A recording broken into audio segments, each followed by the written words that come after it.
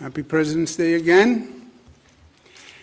Let's go through the numbers today. We have a number of announcements. Overall statewide positivity 3.53.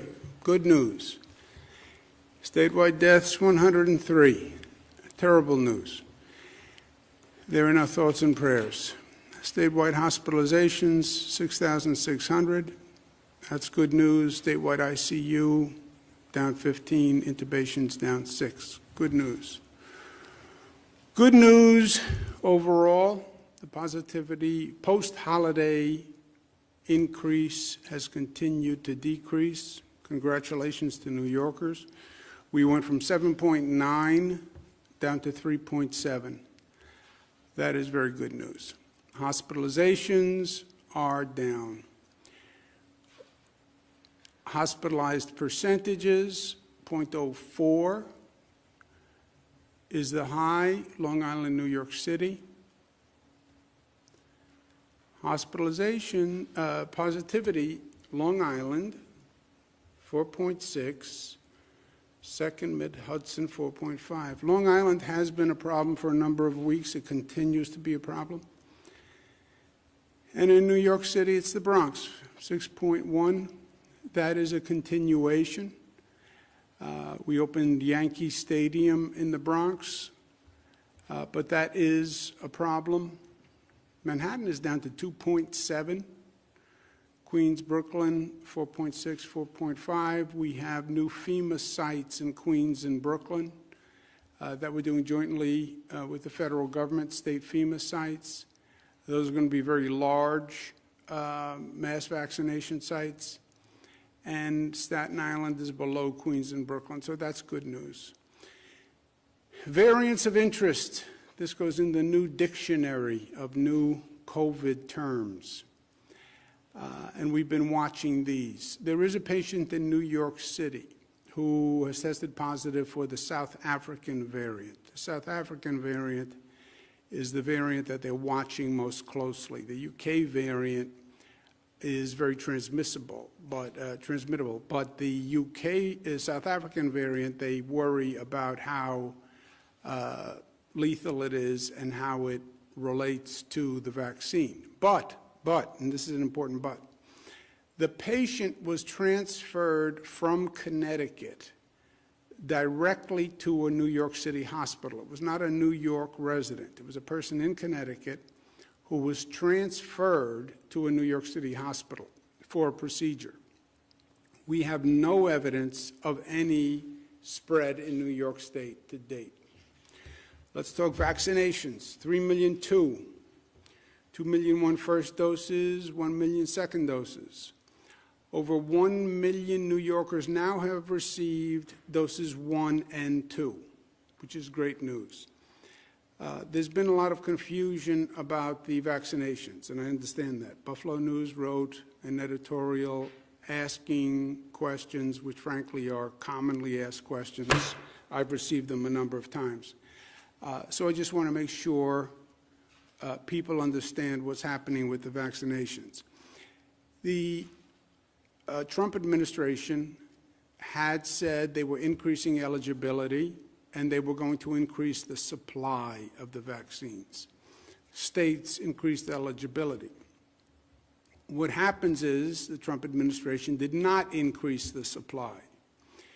Biden administration comes in, basically the cupboards were bare of enough dosages. The Biden administration, a very short period of time, went back, secured more dosages. They're now talking about getting 600 by the end of July. 600 would do 300 million Americans twice, so the nation would be fully vaccinated. But there are more people eligible nationwide than there are now doses available. Federal government, as I mentioned, increased the eligibility, but never increased the supply. So now New York State, you have 10 million people eligible, 300,000 doses per week. 300,000 people chasing the doses. 10 million people chasing 300,000 doses. How does the federal government allocate doses? federal government allocates to states based on the population of the state. Population of New York, population of California, you get an allocation based on your population. State allocates to counties, regions, by the population that is eligible for the vaccine, 1A, 1B, comorbidities, etc. The federal government set up multiple distribution points when the program first started. Local governments also wanted to be in a position to distribute themselves. This is now the distribution system that we have in place. Federal governments give directly to pharmacies, an allocation that goes directly to pharmacies. Federal government has an allocation to pharmacies for nursing homes, which is called the Federal Nursing Home Program. Federal government gives directly to what's called federally qualified health centers, community-based centers, directly from the federal government.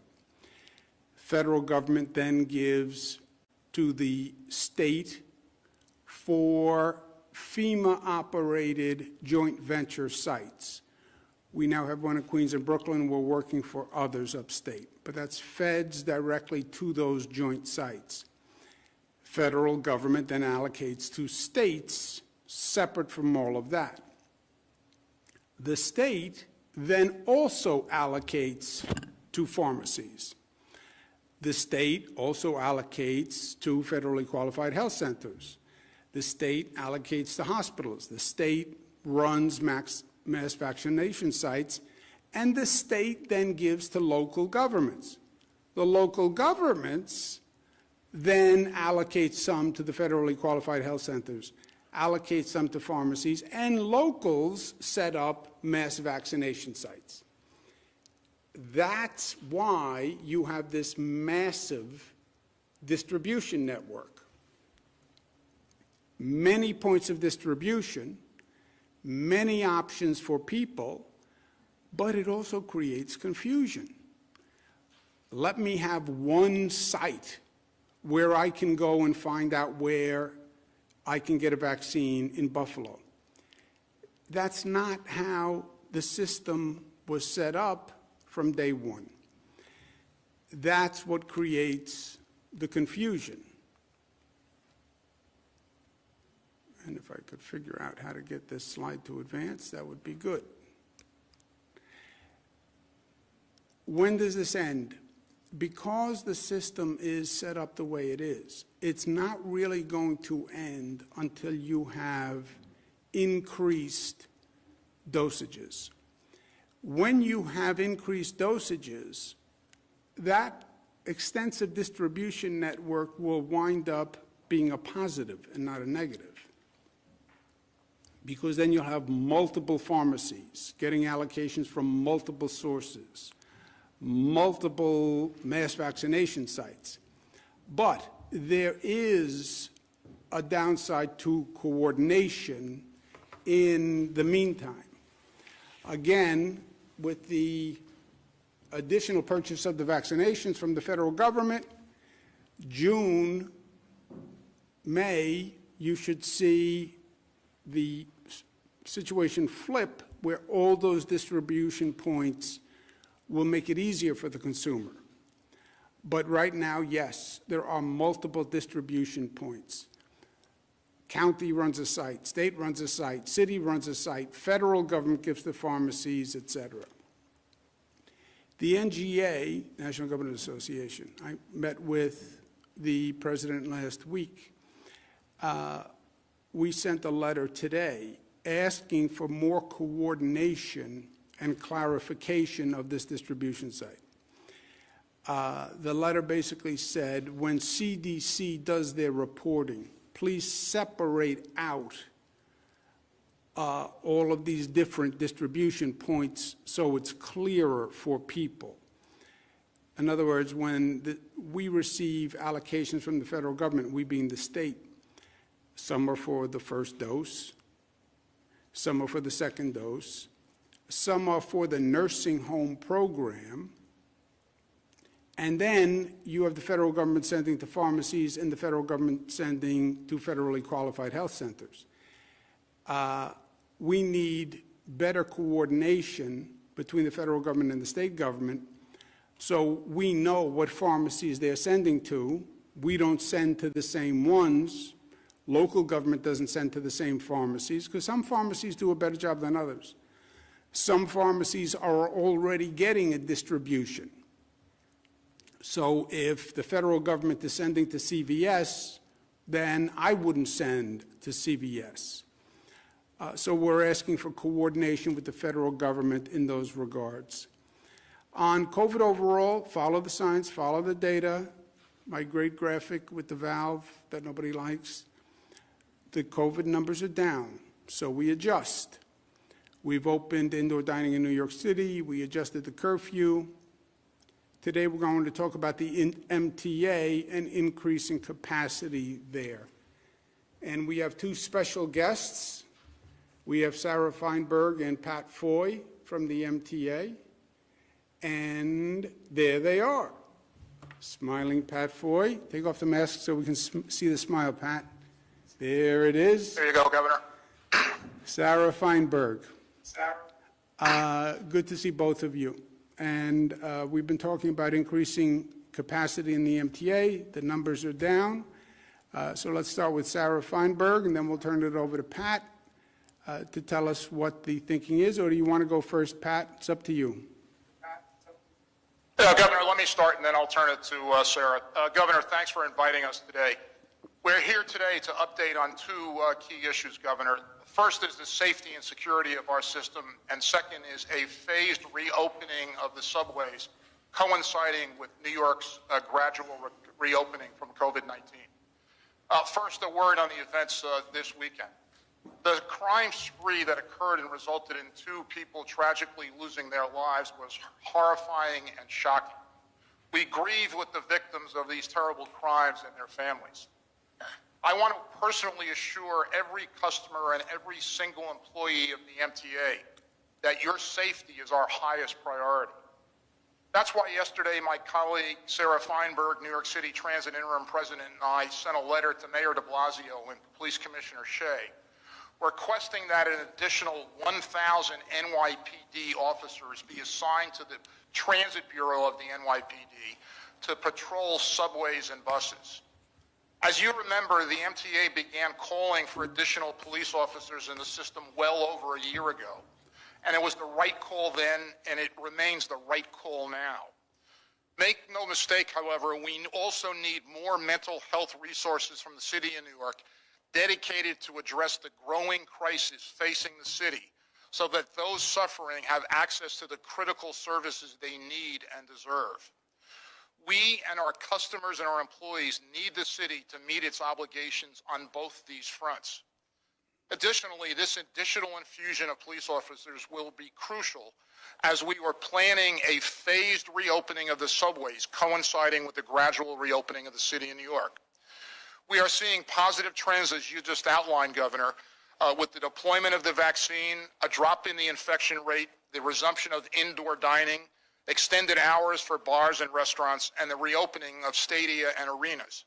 And today we are announcing the goal of beginning a phased reopening of the subway on Monday morning, February 22nd. As we all know, the subways have been closed overnight from 1 a.m. to 5 a.m. since May 6th. But under this plan's change, the subways will stay open until 2 a.m. and reopen at 4 a.m. At the same time, this 2-hour service suspension will allow us to continue our enhanced disinfecting regime, which has led the subways to be the cleanest they've ever been. We will never stop doing everything we can to protect riders and employees. And now I'll turn it over to Sarah Feinberg. Thanks, Pat. First, I just want to echo what you said and say my heart goes out to the victims of the crimes from the weekend and to their families. No one should ever be victimized in our system, and certainly no one should ever be victimized, and certainly not in our transit system. I want to thank the NYPD for their effective work over the weekend, which led to the apprehension of the individual they believe is responsible for the weekend acts of violence. Since joining the board, Governor Cuomo's invitation 2 years ago and becoming president of transit 1 year ago, I've had to be focused on the issues of safety and security to a significant degree. On this issue of crime and those experiencing mental health illness, we started asking for additional resources nearly 2 years ago. By my count, myself and the chairman have asked the city for additional policing and mental health assistance in the subway system more than 30 times in the last 18 months. We've called for more uniformed officers. We've asked for them to be in stations and on trains. We've asked for them to assist us during the overnight shutdown, but also at other hours. I would point out that our understanding of the Transit Bureau's current staffing means that at current staffing levels, plus the additional 500 officers added by Commissioner Shea over the weekend, plus the additional 1,000 officers requested by us over the weekend, would bring the number of officers in the Transit Bureau to nearly 4,000. 4,000 officers is the number of officers we had in the system more than 2 decades ago prior to the NYPD Transit Police merger. Additional policing will not solve the mental health crisis or the fact that so many in the subway system are experiencing homelessness and therefore are more likely to be victimized. We have to put additional resources to these items as well. To that end, we've called on the city to expand the 311 system into the subway so people using the system, including our own employees, are better able to report those who are clearly experiencing a mental health crisis. We've also called for additional resources to house individuals who do not have other options or those who don't feel safe in the shelter system. Additionally, we've not just asked for more from the city, we've done more on our end as well. We surged MTA police officers into the subway system for the last year. A year ago, the governor called for and the MTA approved the hiring of 500 additional MTA police officers. We began executing on that hiring, hired and onboarded more than 200, and that hiring has now begun again. We've increased dramatically the number of cameras in our system. When our capital program had to be stalled due to the financial crisis, Transit took on cameras and started installing cameras throughout the system on platforms and trains. We started tracking incidents in the system in real time so that our officers and security forces could better predict and respond to hotspots. We fought for and in cooperation with the governor passed and the state assembly and Senate passed legislation that will allow recidivist criminals to be banned from the system on a temporary basis. So there's no question that we've been doing all we can, but there's also no question that these additional resources are needed in the system. I feel responsible for every customer and every member of the transit workforce from the moment they enter our system until the moment they exit our system. Not only do they need to be kept safe and secure, they have to feel safe and secure. We need our customers to feel confident and safe as they use the system, whether they continue to use it daily as they're commuting as an essential worker, or whether they're contemplating returning to their commute as the city begins to reopen. That confidence is critically important. And we know how important it is to our customers because they've told us in survey after survey that the most important things to them are feeling safe in the system from both COVID and from criminal activity. So we'll continue to work on all tracks, policing, mental health, and our all-of-the-above approach to cleaning. On our phased reopening of the subway system for overnight service, 1 year into the pandemic and 10 months into our overnight closure, New York is starting to look at a return to normalcy. As we look at the reopening of the city and the economy, we have been planning in recent weeks for our own reopening and return of overnight service. And we have determined that a shortened overnight closure is an appropriate step forward towards the return of around-the-clock service. To be clear, we will continue our cleaning regimen. We've been doing so for many months now, and we will continue to do so. We clean our system 24 hours a day. We clean and disinfect stations twice each day. We clean and disinfect subway cars multiple times each day. That will continue. When we are closed from 1 to 5, we are able to clean much more efficiently without customers in the system. That window of cleaning will now go from 1 to 5 to 2 to 4. We are confident that we can maintain the cleaning and disinfecting that we have been able to do thus far. The CDC, New York State Department of Health, FTA, and EPA all continue to advise that we should continue with our all-of-the-above approach to cleaning, and we will do so. Again, public confidence is paramount. In order for the city to truly reopen, the subway system has to be safe and secure, and our customers need to feel that. To our customers, I thank you for your patience and vigilance and for sticking with us. Thank you, Governor. Well, thank you, Sarah, and thank you, Pat. Look, the MTA is critical to what we're trying to do. As you know, we're proceeding down several tracks at the same time. We want to control the COVID infection rate. We want to, second track, we want to increase the vaccination rate. And third, we want to accelerate the reopening and stimulate the reopening of the economy. Many people have had significant pain and suffering with this economic shutdown. The MTA is obviously vital to the reopening and the stimulation of the economy. And just so we're all clear, the 2 to 4, you're reducing the closure period in the middle of the night. It's going to be reduced to 2 to 4. That goes into effect when?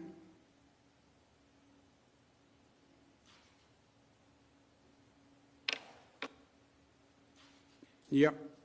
Do we have Pat's audio? I believe you said. Governor? There you are.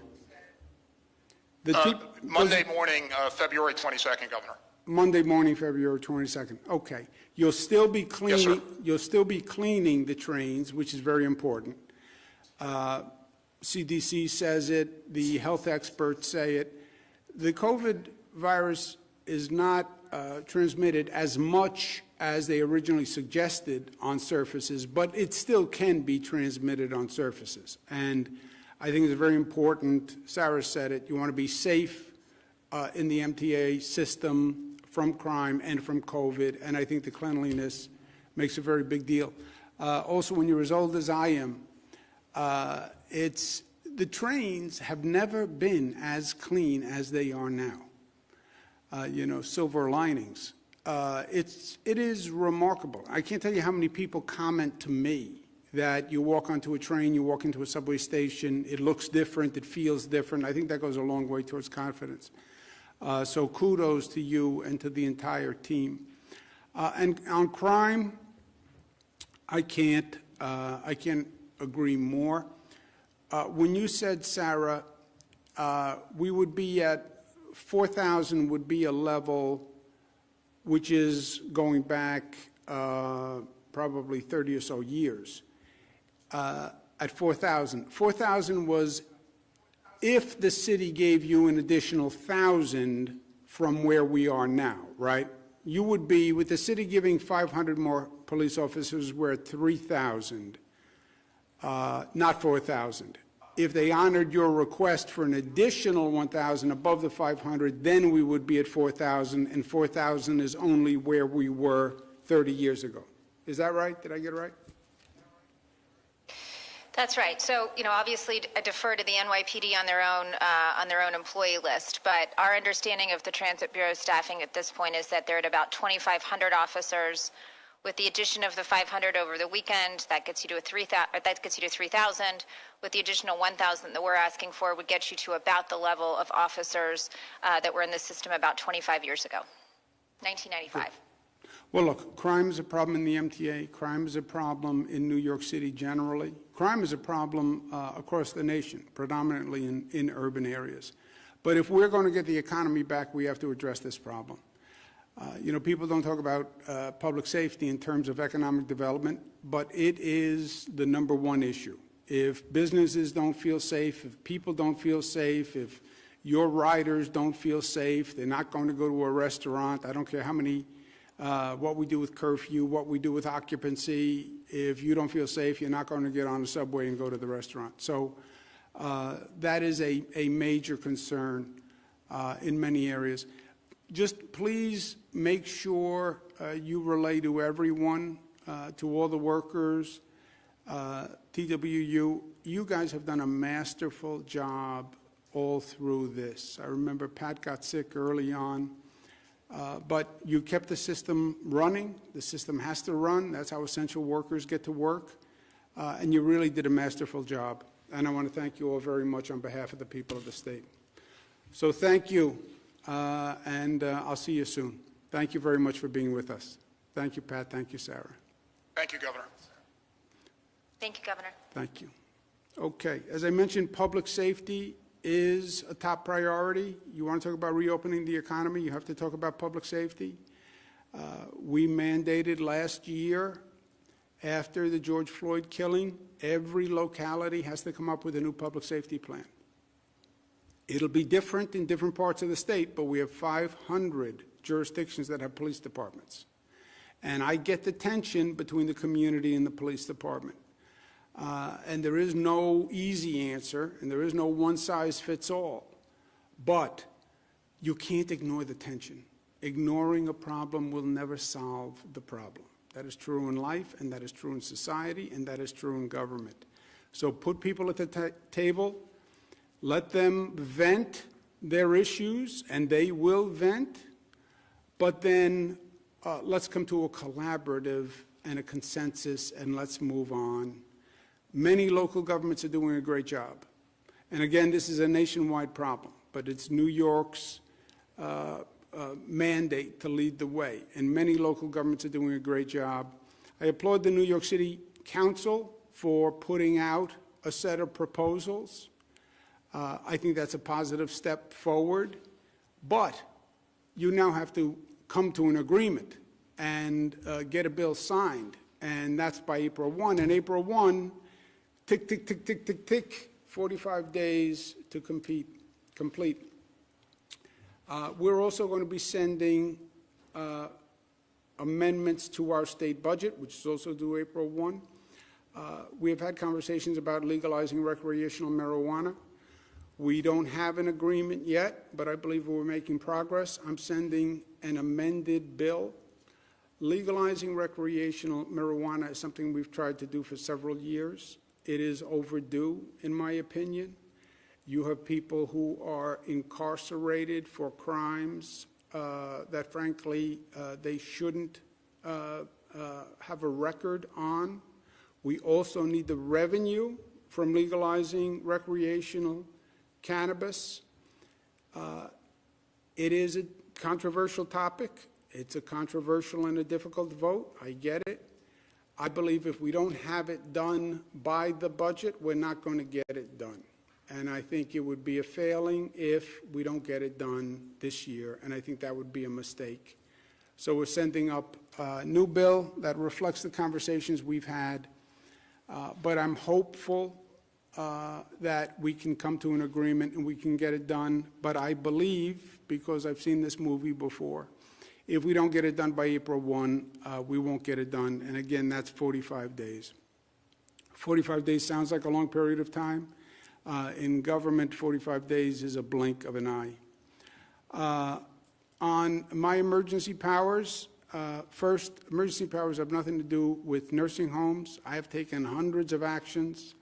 The legislature can reverse any action that I take, not even by a bill, just by passing 50% of the Assembly and the Senate. They have never reversed a single action. The virus cannot be managed by state boundaries. We've learned that. It can't be managed by county boundaries. We've learned that. I've always consulted with the legislature. I consult with other politicians. I have no problem consulting with the legislature.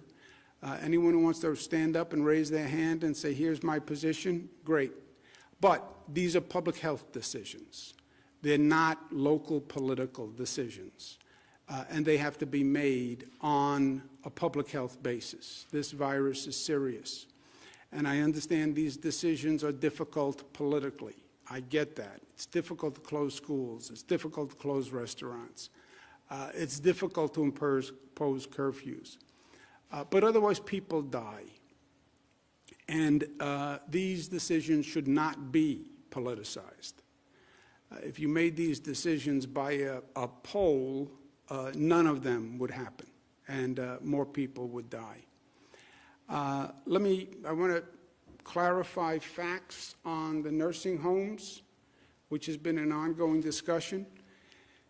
New York, as everybody knows, was ground zero for COVID, and nursing homes were and still are ground zero for COVID. And losing a loved one is very, very painful. Losing a loved one in a nursing home during this situation was extraordinarily painful. There was no visitation. You couldn't be with the person. You couldn't talk to the person. It was hard to get them on the phone. People in nursing homes are not as conversant and facile on Zooms and on FaceTime. I mean, it doesn't work that way. So I understand fully how difficult it has been, and I want to make sure people have all the facts, the information.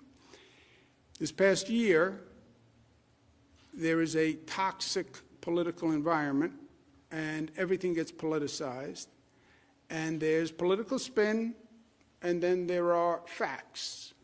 Two very different things. And I just want to make sure people have facts.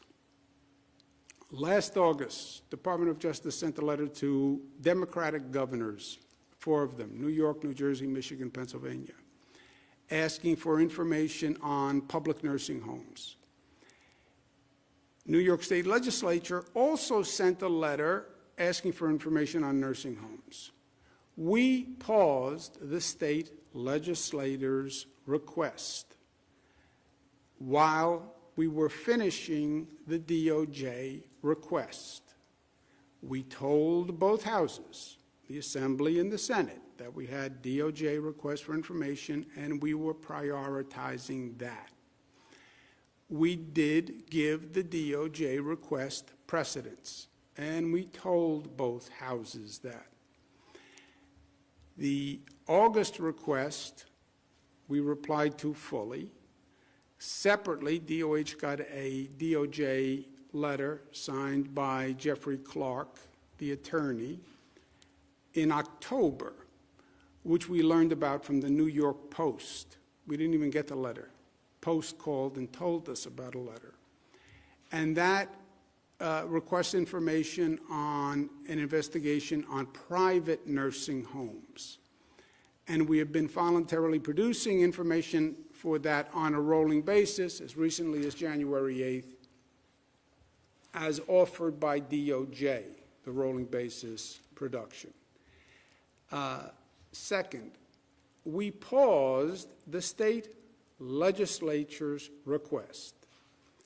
We paused the state legislature's request.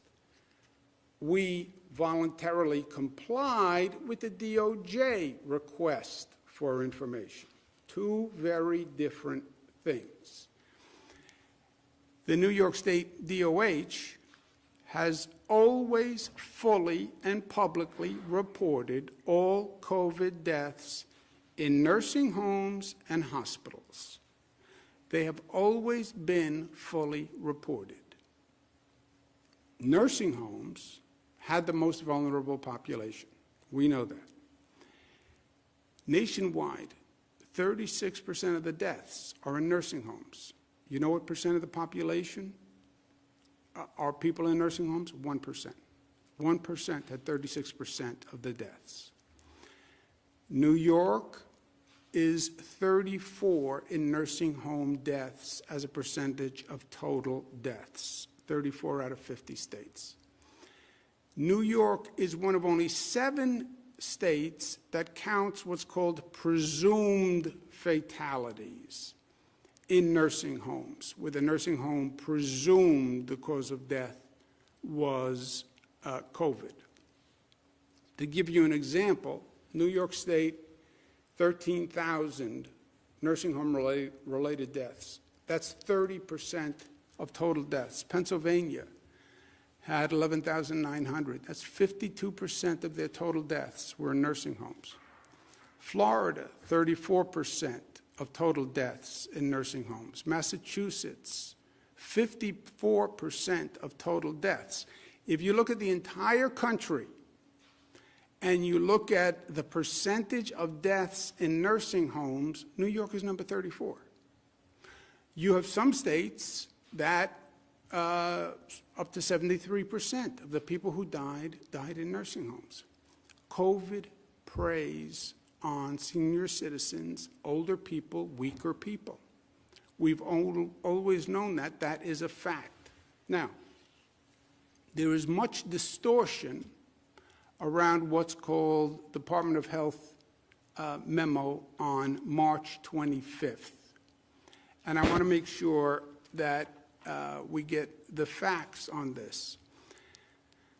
On March 13th, Federal Center for Medicaid and Medicaid Services, what they call CMS, and on March 23rd, the Center for Disease Control, CDC, put out guidance sending people from hospitals back to nursing homes.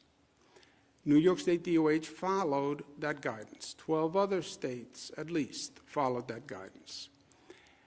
The CDC, CMS, DOH reasoning at the time, residents who were leaving the hospitals were not likely to be contagious because at that time, the viral load is so low that you're not contagious, and they were going to be what's called cohorted, cared for in areas that are separate with other people under the right precautions. Patients, particularly senior citizens, should not remain in hospitals longer than necessary because they can get a secondary infection. That's true all across the board, especially with seniors. They try to get the procedures done. They try to get people out of the hospital before they can come up with a secondary infection that's problematic. The patients were not sent to nursing homes. The nursing home had to agree that they could care for this person. That is a matter of law. They cannot accept a patient who they are not prepared to care for properly, staff, PPE, ability to cohort. That is in the law. If they don't do that, they violate the law. At the time, remember what was going on in March. The experts were projecting that our problem and our critical need was hospital capacity. We sat here every day with the hospitalization chart. We were looking at up to 140,000 people hospitalized. We have less than 50,000 hospital beds. That is the calamity. Remember, March 25th, that's right when the New York City Health and Hospitals, Elmhurst Hospital collapsed. It was national news. I remember it like yesterday. And we're watching the TV every night and watching Italy collapse and people die because they can't get into a hospital. We're watching China with a hospital capacity issue where they were building thousands of new hospital beds. That's what was going on. That's why the CDC and that's why CMS made those decisions. And at the time, CDC, CMS, there were White House task forces, there were daily briefings. Everyone was focused on this issue. This was not a little issue. All the best minds were looking at it. Fact, of the 613 nursing homes, we have 613 nursing homes in the state. 365 received a person from a hospital. Of the 365 that received a person from this March 25th guidance, which was then superseded in May, 98% of those 365 already had COVID in their facility. COVID did not get into the nursing homes by people coming from hospitals. COVID got into the nursing homes by staff walking into the nursing home when we didn't even know we had COVID. Staff walking into a nursing home even though they were asymptomatic because the national experts all told us you could only spread COVID if you had symptoms. And they were wrong. COVID may have been brought into a nursing home because visitors brought it in and didn't know they were contagious because the guidance was you can only be contagious if you have symptoms, if you're sneezing, if you're coughing. That turned out to be wrong. That's how COVID got into the nursing homes. 98% of the people who took a person back from a hospital who was probably no longer contagious already had it in the facility. And they signed and agreed that they could handle it because they already had people who were COVID in the nursing home. If you look at the rate of death before the March 25th order and after the order was rescinded, the rate of death is the same. By the way, if you look at the rate of death in the nursing homes, in the spring overall, and in the second surge, the winter-fall surge, the rate of death is the same. These decisions are not political decisions. They're all made on the best information the medical professionals have at the time. And in New York, we talk to the best experts on the globe. And I've said to the people of the state many times, nobody's been here before. Nobody knows for sure. COVID is new. They're all giving you their best advice at the time. And these are really quality people. Dr. Osterholm, Dr. Fauci, all the main institutes that were giving advice to the nation. We had people come from the World Health Organization who dealt with China, who came to Albany, literally, to advise us. We're blessed to have Dr. Howard Zucker as our health commissioner. He's trained at Harvard, UPenn, Johns Hopkins, served at HHS, WHO, NIH. He teaches at Columbia and Yale University. If we had to pay him what he was worth, we couldn't afford it. And he gave his best advice on the information that he had at the time. I would trust Dr. Zucker with my mother's care. That's why I trust him with your mother's care. I wouldn't have anyone as the health commissioner who I wouldn't trust with my mother. And that's why I trust him with your mother. To be clear, all the deaths in the nursing homes and in the hospitals were always fully, publicly, and accurately reported. The numbers were the numbers, always. People did request information beyond the place of death, not just how many in a nursing home, not just how many in a hospital. They did request different categorizations beyond those counts. How many people died who were in a nursing home but then went to a hospital? How many people died who were in a hospital but then went back to a nursing home? How do you count presumed COVID deaths? Everyone was busy. Everybody was here every day. We're in the midst of managing a pandemic. There was a delay in providing the press and the public all that additional information. There was a delay. What did we learn from this entire situation? What are we still learning? There are hospitals that perform well, and there are hospitals that performed less well. We still see hospitals performing less well. When you look at those vaccination numbers, hospitals with the same demographics of workforce, in the same region, with different vaccination rates of their staff, that's indicia of performance of those hospitals. There are nursing homes that performed well, and there are nursing homes that did not perform as well. We have to learn from it, and we have to correct it before we have another surge and another pandemic. And by the way, we are going to have another pandemic. As I sit here, I would plan on it. And yes, this was never seen before. And yes, hospitals had to deal with something they never had seen before. And yes, nursing homes had to deal with something they had never seen before. But they will see it again. And now we have to learn from it before it happens again. Our focus, I believe, is going to be on the for-profit nursing homes. Hospitals, low-performing hospitals, but also in the for-profit nursing homes.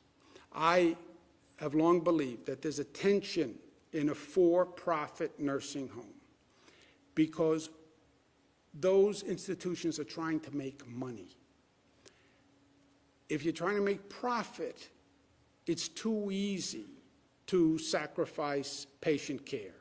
Everything becomes one or the other. Do you want to hire more staff, or do you want to make more profit?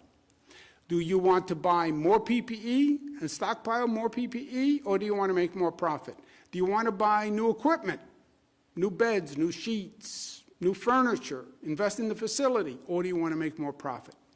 That tension is a problem, and that has to be resolved legislatively, because I don't want to leave it to these for-profit owners to decide what's right, what's wrong. Let's learn these lessons. We have to implement hospital reform and nursing reform, and we have to do it in this budget cycle. COVID isn't done with us. Implement the lessons now, and we're going to propose them in the 30-day amendments. If you're a for-profit nursing home, I believe it should be mandated how much you put back into the facility and how much profit you can make. I believe that. Nursing home, hospitals that have these issues, they have to improve, and we have to take it into consideration when there's a surge. If there's an influx into hospitals, not all hospitals can handle it equally. And that's why you saw some hospitals fail. If you could do it all over again, just rewind the tape. I understand the public had many questions and concerns, and the press had many questions about nursing homes primarily. And I understand that they were not answered quickly enough. And they should have been prioritized and prioritize those requests sooner. I believe that. I understand the reasons. I understand that there was a lot going on. Everybody was working 24 hours a day. Everybody was overwhelmed. We were in the midst of dealing with a pandemic and trying to save lives. They were answering DOJ. And nursing homes and the hospitals were also in the middle of hell and the middle of a pandemic. And they were scrambling, and they were managing the crisis. I understand all of that. But the void we created by not providing information was filled with skepticism and cynicism and conspiracy theories, which furthered the confusion. Nature abhors a vacuum. So does the political system. You don't provide information, something will provide the information. Most of all, the void we created allowed disinformation. And that created more anxieties for the families of loved ones. I've had hundreds of conversations. People couldn't get into the facility to see their loved one. They couldn't get them on the phone. They couldn't get staff on the phone to get answers. They were powerless. They were helpless. They were literally physically removed and isolated. Loved ones died alone. Loved ones died alone. Fathers, mothers, brothers, sisters died alone. It was horrific. It was horrific. And then the void in information that we created started misinformation, disinformation, conspiracy theories, and now people have to hear that. And they don't know what is the truth. The truth is everybody did everything they could. The truth is you had the best medical professionals and advice on the globe. The truth is it was in the middle of a terrible pandemic. The truth is COVID attacks senior citizens. The truth is, with all we know, people still die in nursing homes today. People still die every day. We're testing the staff twice a week. There's no visitation. People still die. You would have to hermetically seal a nursing home. They actually tried this in France, where the staff lived in the nursing home. Anybody can bring it in. A delivery man brings it in. The heating repairman brings it in. The food service brings it in. Staff person goes home, meets with their family, someone in the family has it, staff member comes back, the staff member brings it in. Even when you're testing twice a week, you'll get people who have it and you'll miss them in the twice a week. That is the reality. But not providing the information creates the void. The void allowed misinformation and conspiracy. And now people are left with the thought of, did my loved one have to die? And that is a brutal, brutal question to pose to a person. And I want everyone to know, everything was done. Everything was done by the best minds in the best interest. And the last thing that we wanted to do, the last thing that I wanted to do, was to aggravate a terrible situation. There is no good answer when you lose a loved one. I lost my father years ago. I still go through it over and over and over again. What should I have done? What could I have done? What should I have said to the doctor? I probably always will. Last thing I wanted to do was to aggravate that for anyone.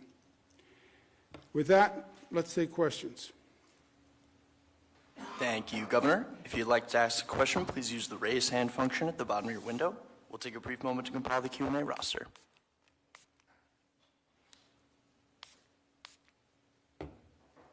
Governor, your first question comes from Steve Burns at WCBS 880. Steve, your line is now open. Please unmute your microphone.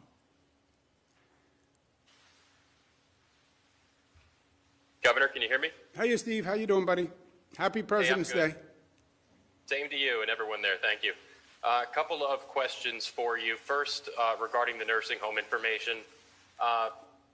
Given that the explanation has been that there was the DOJ request that had to be handled first, the legislature, I've seen a few tweets from some lawmakers saying, basically, why didn't DOH inform the legislature that they had this DOJ request and that they couldn't handle the lawmakers' request at the same time?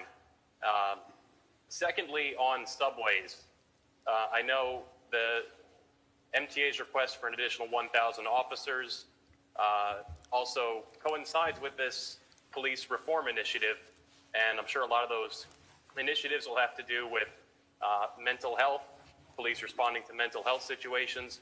Do you feel like it's the right move to send another 1,000 officers into the MTA system to primarily deal with people having mental health problems?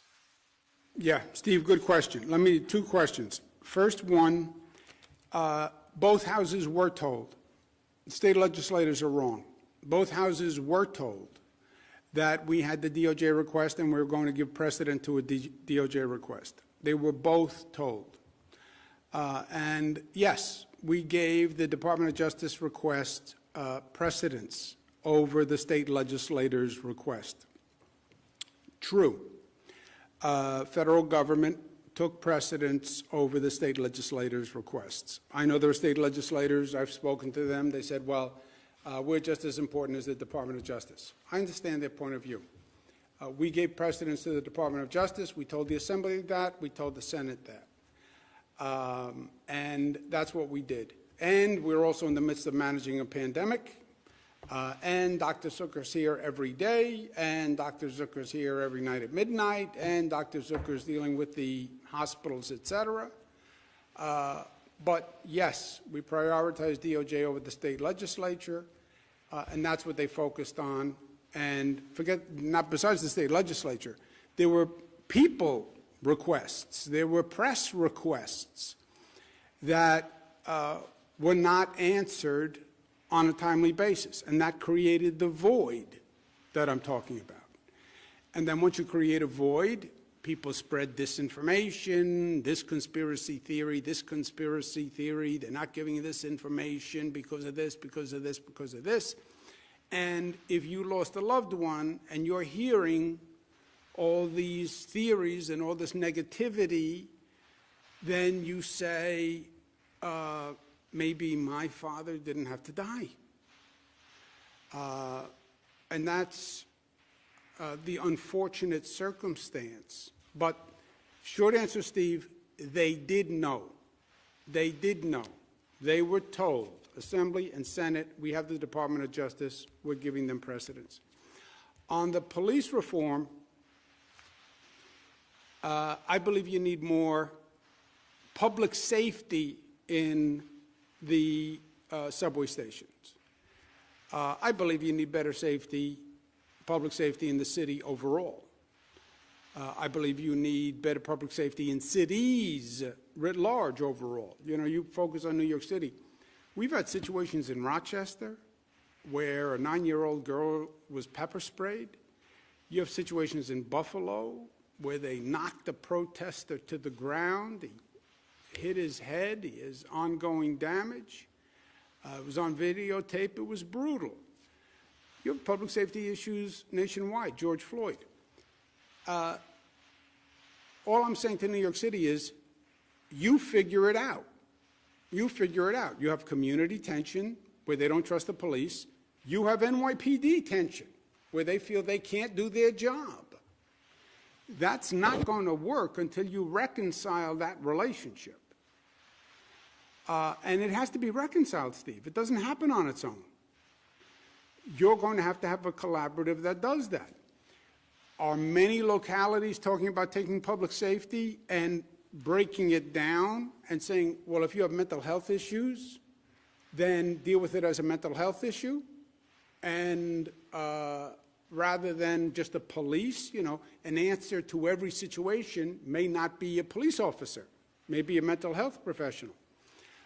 When the MTA asks for 1,000 police, that's all there is to ask for now. If they come up with a new public safety plan and they say, look, we're going to have mental health experts and they're going to deploy to mental health related complaints, fine. Then that sounds right and that sounds sound. And if they come up with a different public safety strategy, then fine.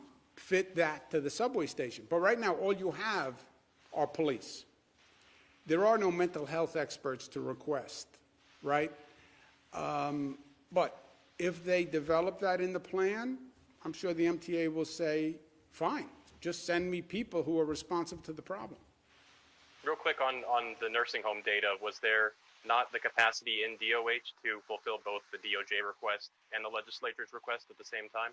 They focused on the DOJ request. You know, Steve, they were dealing with everything at the time. Remember, when you wake up in the morning, job one for the past year has been dealing with the crisis of the moment, right? Dealing with whatever the issue is. Today it's variants of interest. Today it's sorting out the vaccination system. Every day it has been something. and that was given priority. In retrospect, should we have given more priority to fulfilling information requests? In my opinion, yes. Yes, and I think that's what created the void. But do I understand the pressure that everybody was under? Yes, I understand that also. It's not like people were in the south of France, right? It's not like people were on vacation. They were here every day. And fulfilling the information was not fulfilling, for example, the state legislator's request was not given a priority. The DOJ request was given a priority. That is a decision that was made. But it was informed, the houses were both informed. They can't say they didn't know, Steve, you know? You ask me for an interview, I say, I can't do your interview now because I have to do XYZ interviews. They knew.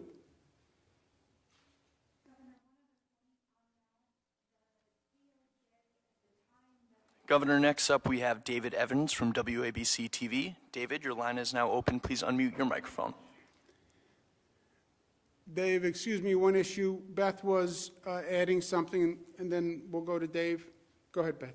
Thank you. So the August 26th response, or August 26th letter to the state was actually publicized by the DOJ with a press release and was widely reported in the papers as well. So irrespective as to whether or not we communicated with the legislature, which we did, anyone who was following the press coverage at the time would have seen their press release related to issuing this letter to the 4 states, New Jersey, Pennsylvania, Michigan, and New York, widely covered. Yeah, so the point is, Dave, if I might, the legislature knew full and well that we had a request from the Department of Justice in August. It was in the press that we received it in August. It was in the press that we received the second one in October. We literally read about it in the paper ourselves. And they knew, because they were told, that was getting precedence over dealing with the state legislative request, but that we would get to the state request, but we needed to focus first on the DOJ request. Dave Evans. Hey, Governor, can you hear me? I can hear you. Hey, I got my vaccine this morning, so I can thank you for that. But I wanted to, for just a second, turn back to the nursing home for a second. So what you're saying is all of these calls for investigations from the Department of Justice, what both Republicans and Democrats in Albany are asking for, you see this as toxic political payback. And the second thing that goes with that is then what you talked about with your executive powers, this story that's out there this afternoon of negotiations ongoing about the legislature could do something, holding your feet to the fire on that in order to get something on the budget. I mean, talk about raw politics. That seems to smack of it. Yeah, 2 things. The Department of Justice had what's called a request for information, not an investigation. The second letter you could construe from the Department of Justice to be talking about an investigation of private nursing homes, right? There are private nursing homes that are private nursing homes. The state doesn't run them, they're just private nursing homes. And the letter from the Department of Justice asked information about the private nursing homes because they were looking at the private nursing homes. But they... nursing home. I'm sorry? I'm sorry, go ahead. So, but my point is, we then didn't respond to the New York State Legislature's request because we were, and we told them, we're going to deal with the Department of Justice first. Also, by the way, because we were dealing with managing the pandemic, right? Everything takes time. And we were dealing with managing the pandemic, but we told the state legislature we would get to their request. They come back into session in January, this past January. we said we would get to their request. You cannot, Dave, raw politics is one thing. This is New York. We thrive on raw politics, right? You can't use, legally, you can't use an investigation to leverage a person in another matter. You can't use a subpoena or the threat of a subpoena or the threat of an investigation to leverage a person to do something else. That's illegal. That's just illegal. It's illegal for anyone to do it. As a lawyer, you get debarred for doing that. But that's a crime. That's not raw politics.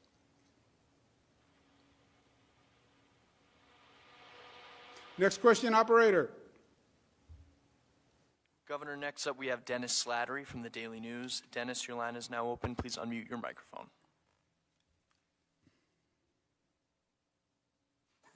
Dennis Slattery. Yep, Governor, can you hear me? Yes, sir. All right, great. I have two questions. Just going back to the DOJ request. It was not initially a probe. It was a request for information, but the initial one from August was a very narrow scope, only asking about state-run facilities. I'm just curious when you informed the legislative leaders about your response to that and how that would slow down your responding to the state legislators' questions that were posed earlier that month. The first request was for public nursing homes. The second request was private nursing homes. We told the legislature we had the request. We told them we gave that request precedence. More than anything, it was just a capacity issue. Remember, at the same time, we're managing the pandemic. That's what everybody was doing. And these things all take time, and the number one priority was saving people's lives every day. Do you have a point back? Yes, if I could just add on top of that. So we received this inquiry on August 26th. It was just a request for information, but it was public nursing homes, which are 5 state-run facilities, as well as a number of county-run facilities. And so data had to be collected and reviewed for a number of nursing homes. I believe it was 26 nursing homes that we provided voluminous documentation, and all of that had to be verified. Dennis, you had a second question?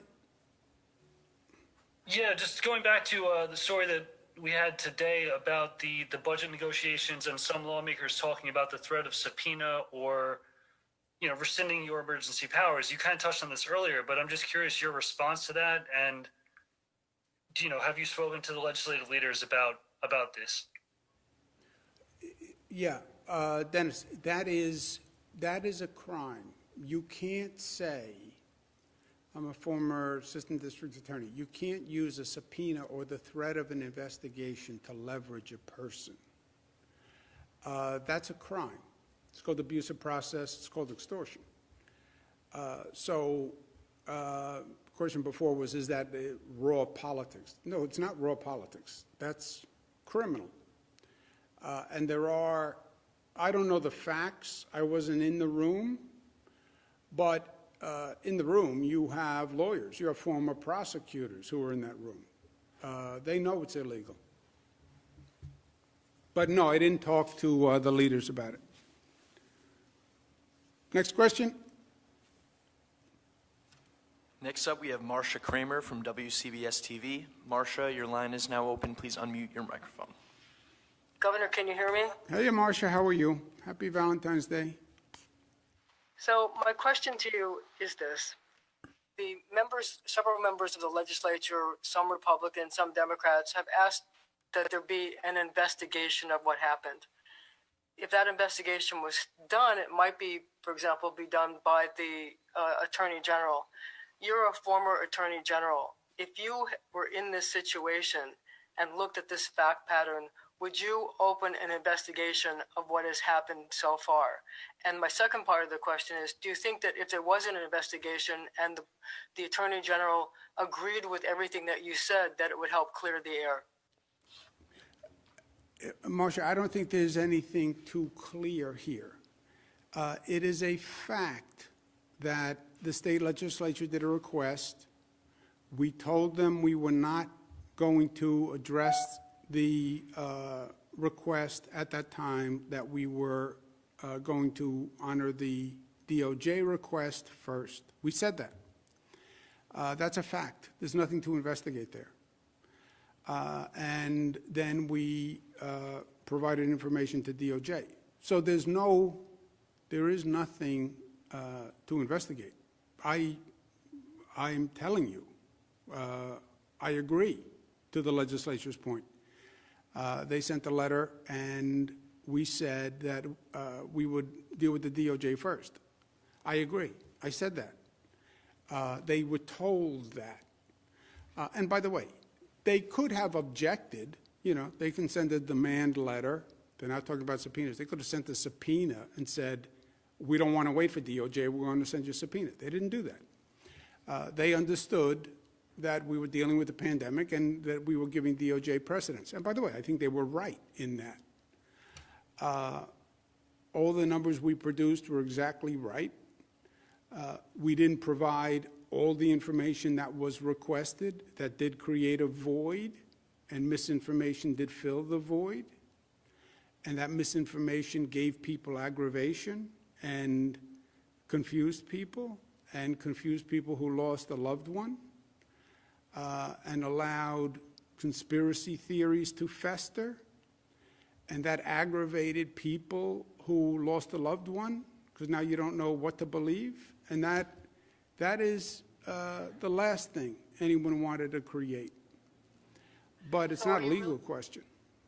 So are you really saying that this is sort of the creation of a toxic political environment that's existed for several years in this country and in the state?